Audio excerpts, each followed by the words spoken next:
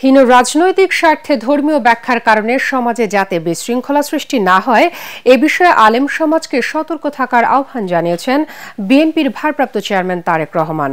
জাতীয় ইমাম খতিব সম্মেলনে ভার্চুয়ালি যুক্ত হয়ে তিনি বলেন, বিএনপি কখনো ইসলামের মৌলিক নীতির সঙ্গে আপোষ করেনি, করবেও না। অনুষ্ঠানে জামায়াতের আমির ডক্টর শফিকুর রহমান বলেন, মানবিক সমাজ গড়তে কোরআনের আইন কায়েম করতে হবে। এনসিপির আহ্বায়ক নাহিদ ইসলাম বলেন, দেশ গড়তে শুধু রাজনৈতিক দল নয়, আলেম ওলামাদের ঐক্য গুরুত্বপূর্ণ। কামরুজ্জামান রাজীবের রিপোর্ট। রাজধানীর চীন মৈত্রী আন্তর্জাতিক সম্মেলন কেন্দ্রে জাতীয় ইমাম খতিব সম্মেলনের আয়োজন করে সম্মিলিত ইমাম খতিব পরিষদ। এতে বিএনপি, জামায়াত ইসলাম, এনসিপি সহ অন্যান্য রাজনৈতিক দলের শীর্ষ নেতা ও আলেম ওলামারা অংশ নেন। বক্তারা বলেন, নতুন বাংলাদেশ বিনির্মাণে আলেম ওলামাদের যথাযথ মূল্যায়ন করতে হবে। এতে আলেম ওলামাদের ৭ দফা দাবিকে সমর্থন জানিয়ে এনসিপির আহ্বায়ক নাহিদ ইসলাম বলেন, দেশ গঠনের দায়িত্ব সবার, দেশকে এগিয়ে নিতে ঐক্যের বিকল্প নেই। আপনারা এসে সাথে দাঁড়িয়েছিলেন বলেই আমরা সফল হয়েছি। আমরা এখনো বিশ্বাস করি, বাংলাদেশকে এগিয়ে নিয়ে যেতে হলে, আমাদের শহীদদের আকাঙ্ক্ষার স্বপ্ন পূরণ করতে হলে আমাদের সেই ঐক্য প্রয়োজন।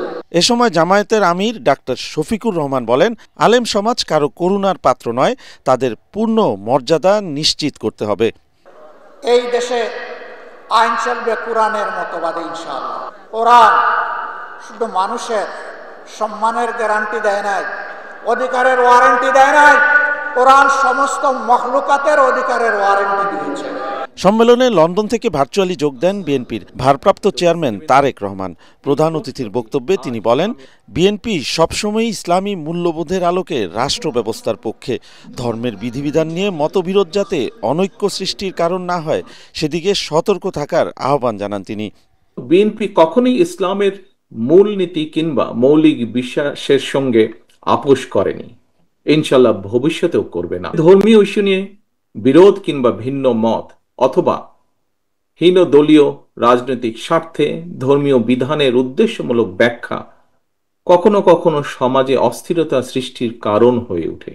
ইসলামের বিধিবিধান নিয়ে মতবিরোধ বা ভিন্নমত যাতে রাষ্ট্র এবং সমাজে ফিতনা সৃষ্টি কিংবা বিশ্বাসী সাধারণ মুসলমানদের মধ্যে অনৈক্যের সৃষ্টির কারণ না হয়, এই বিষয়ে নিশ্চিত করতে নেতৃস্থানীয় ওলেমা মাশায়েখ, ইমাম খতিবগণ উল্লেখযোগ্য ভূমিকা রাখতে পারেন। দেশ ও জনগণের স্বাধীনতা সুসংহত করতে আগামী নির্বাচন অত্যন্ত গুরুত্বপূর্ণ উল্লেখ করে আলেম সমাজের সমর্থন চান তারেক রহমান।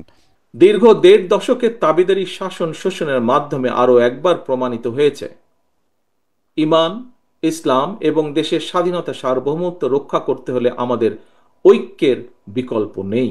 মহানবীর ন্যায়পরায়ণতার আদর্শে উজ্জীবিত একটি ইনসাফ ভিত্তিক বাংলাদেশ গড়ার লক্ষ্যে আগামী নির্বাচনে বিএনপি দেশের সকল সম্মানিত ইমাম, খতিব, মুয়াজ্জিন, আলেম ওলেমা, পীর মাশায়েখদের দোয়া এবং সমর্থন চায়। জনগণের ভোটে বিএনপি দেশ পরিচালনার দায়িত্ব পেলে ইমাম খতিবদের জন্য স্থায়ী সম্মানী ভাতার ব্যবস্থা ও কল্যাণ ট্রাস্ট গঠনের ঘোষণা দেন তারেক রহমান। মাদ্রাসা শিক্ষার্থীকে কামরুজ্জামান রাজীব, এটিএন বাংলা, ঢাকা।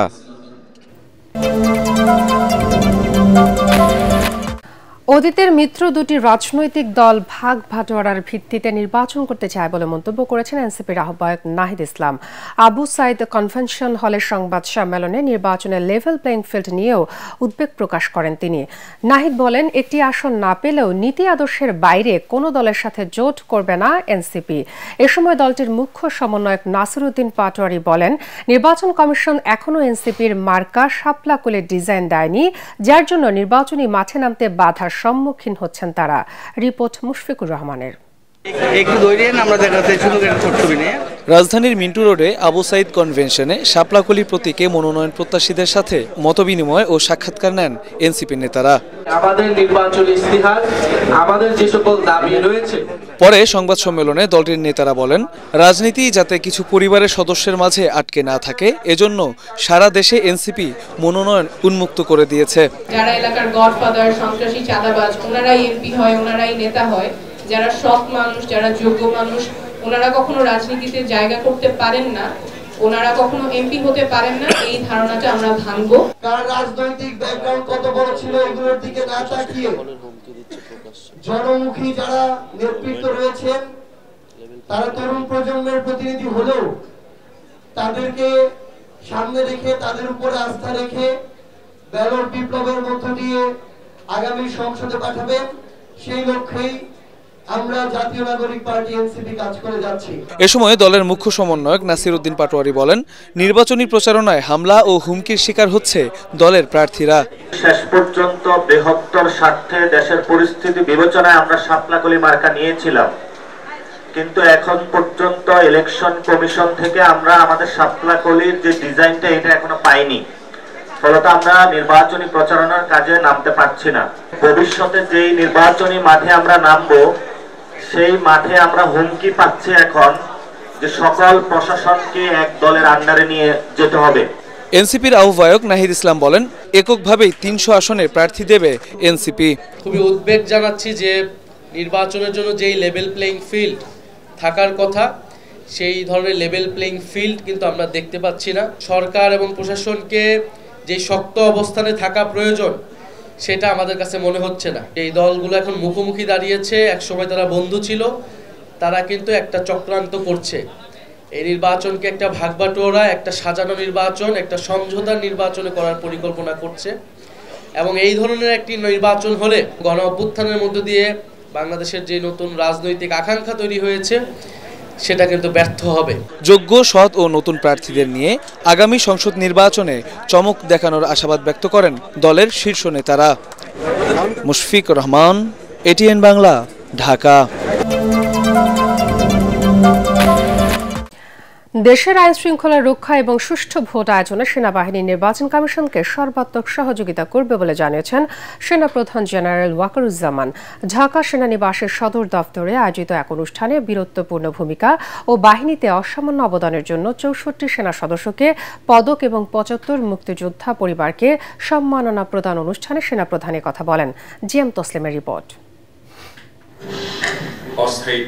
সশস্ত্র বাহিনী দিবস 2025 উপলক্ষে ঢাকা সেনানিবাসের সদর দফতরের আর্মি মাল্টিপারপাস কমপ্লেক্সে সংবর্ধনা অনুষ্ঠানের আয়োজন করা হয়।